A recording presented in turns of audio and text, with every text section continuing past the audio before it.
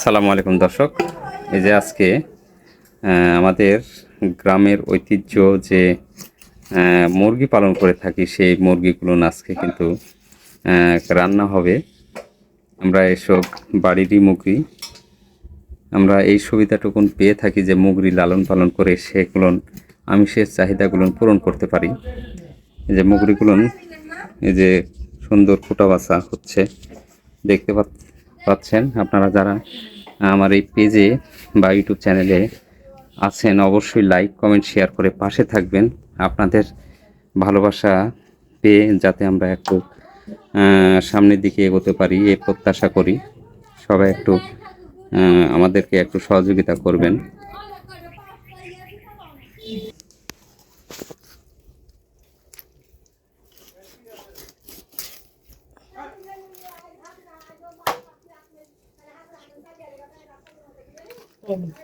এরকম রানগুলো খুব সুন্দর মজা লাগে খেতে, যখন রান্না করা হয়।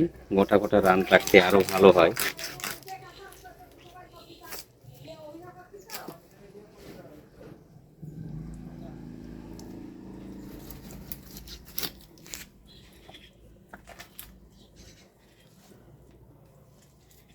এই যে এগুলো হচ্ছে আমাদের বাড়ির দেশি মুরগি।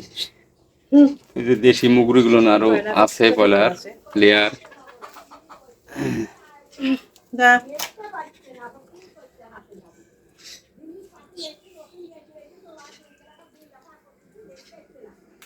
আমাদের বাসাটা অবশ্য গ্রামের মধ্যে হলেও একদম পাকা রোড সংলগ্ন। তো যা হোক, সবাই আসবেন আমাদের বাসাতে। হ্যাঁ, যা সুমনা, মুগরি গিলেন খেয়ে দাও। পাখি গিলেন কি তাকে রাশে দেখো, ইয়ে গেলেন খাই দিচ্ছে। কি খাচ্ছ? পাখি আইছে, পাই খাইতে বলে মুরগি খাইতে দাও আছে। তোর মুরগিগুলোর ভিতরে আছে, দেখাই খাইনি, বাচ্চাগুলো খাইতে দেওয়া হয়নি।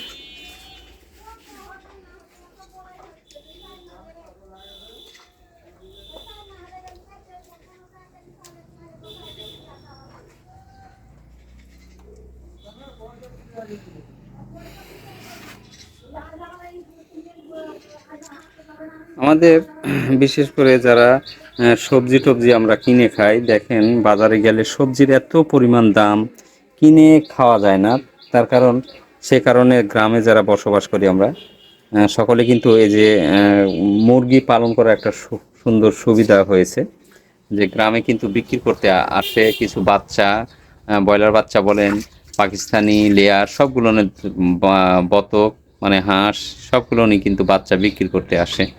যাদের জায়গা টায়গা আছে অবশ্যই কিন্তু এইসব পালন করে বাড়ির যেগুলো আমিষের চাহিদা সেগুলো কিন্তু পূরণ করা হয়। আর আমি তো সবসময় এগুলো আমার ভিডিও যেগুলো যায় 2-1 বছর বা 1 বছর থেকে, সেগুলো কিন্তু দেখতে পান সকলেই। তো যা হোক, রান্না করার আরও কিছু রেসিপি ভিডিও নিয়ে আসবো। আমার সঙ্গে থাকবেন, সবাই একটু লাইক কমেন্ট করে জানিয়ে যাবেন কেমন হলো, পাশাপাশি একটু শেয়ার করে পাশে থাকবেন। ধন্যবাদ সকলকে।